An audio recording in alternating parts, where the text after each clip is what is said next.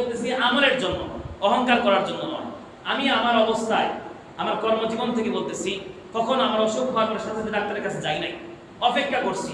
কিছুদিন অপেক্ষা করার পরে, বেশি দিন অপেক্ষা করছি, অপেক্ষা করার পর যখন দেখছি পারি না, আল্লাহর কাছে চাইছি। এখন মাধ্যম হচ্ছে তুমি যাও আরোগ্যের জন্য, তুমি রুকিয়া করো, রুকিয়া করো, ডাক্তার দেখাও। এর জন্য আপনার সন্তান, এখন আসেন আরেকটা বিষয় বলি, শেষ করে দেব। আপনার সন্তান অনেক সময় সন্তান অতিরিক্ত কান্নাকাটি করে, আছে না ভাই আমাদের ঘরের মধ্যে? সন্তান অতিরিক্ত কান্নাকাটি করে। আপনি কোরআনের শেফা নেন না কেন? কোরআনের মধ্যে শেফা আছে লুকানো। আল্লাহ রাব্বুল আলামিন যেভাবে রূপ দিয়েছেন, রূপের সাথে শেফাও দিয়েছেন।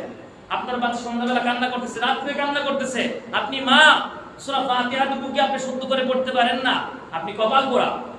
আপনি মা সূরা করেন, সহিহ শুদ্ধ করে কোরআন পড়েন। বাইতুল হকের মসজিদে আপনাদের জন্য মহিলা ম্যাডাম রেখে, মহিলা ম্যাডামের দ্বারা আপনাদের মহিলাদেরকে কোরআনের দার্স দেওয়া হয়। পুরুষ শিক্ষকের দ্বারা পুরুষ মুরব্বীদেরকে কোরআনের দার্স দেওয়া হয়। অনুরোধ রাখা হয়েছে, আপনারা আসবেন, কোরআন শিক্ষা করবেন। অনেকে বলে যে এইখান থেকে মনে হয় অন্যরকম কোনো কিছু শেখানো হয় না, এখানে আপনি কোরআন এবং হাদিস শেখানো হবে, এরপরে আপনার যে কিছু যেই দল করতে মনে যাবে সেই দল করবেন।